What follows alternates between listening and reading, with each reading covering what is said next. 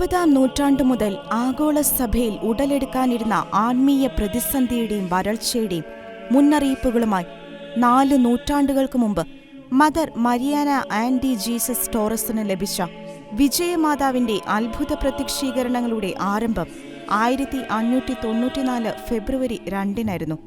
13-ാം വയസ്സിൽ മിഷൻ പ്രവർത്തനങ്ങൾക്കായി ക്വിറ്റോയിൽ എത്തിച്ചേർന്ന സ്പാനിഷ് സ്വദേശിയായിരുന്ന മരിയാന അന്നേ ദിവസം അതിരാവിലെ ചാപ്പലിൽ ലോകപാപങ്ങളെ ഓർത്ത് ഹൃദയഭാരത്തോടെ കണ്ണുനീരൊഴുക്കി പ്രാർത്ഥിക്കുകയായിരുന്നു.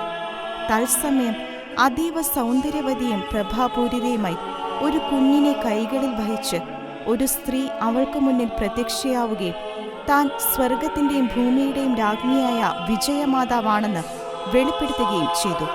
തുടർന്നുള്ള പ്രത്യക്ഷീകരണങ്ങളിൽ അമ്മ സഭയിൽ സംഭവിക്കാനിരിക്കുന്നവയെപ്പറ്റി പ്രവചിക്കുകയും ആ പ്രവചനങ്ങളുടെ പൂർത്തീകരണം കാലവും ചരിത്രവും കയ്യൊപ്പ് ചാർത്തി സ്ഥിരീകരിക്കുകയും ചെയ്തു. മാർപ്പാപ്പയുടെ അപ്രമാദിത്വവും തന്റെ അമലോത്ഭവവും ഒരേ മാർപ്പാപ്പ തന്നെ സഭയുടെ വിശ്വാസ സത്യങ്ങളായി പ്രഖ്യാപിക്കുമെന്ന പ്രവചനം പൂർത്തീകരിച്ചുകൊണ്ട് 1854 പിയൂസ് 9-ാമൻ പാപ്പ പരിശുദ്ധ മറിയത്തിന്റെ അമലോത്ഭവവും 1870 അദ്ദേഹം തന്നെ മാർപ്പാപ്പയുടെ അപ്രമാദിത്വവും വിശ്വാസ സത്യങ്ങളായി പ്രഖ്യാപിച്ചു.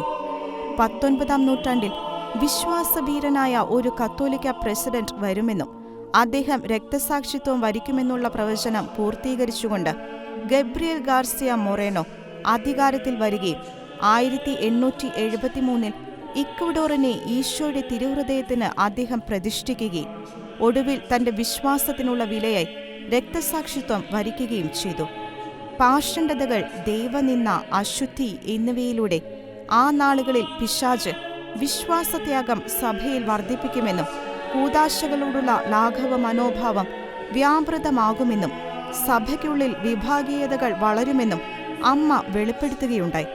തിരുവോസ്തികൾ അവഹേളിക്കപ്പെടുകയും പാപപ്രവർത്തികൾക്ക് നിയമപിന്തുണ ലഭിക്കുകയും ചെയ്യുമെന്നും അമ്മ മുന്നറിയിപ്പ് നൽകി.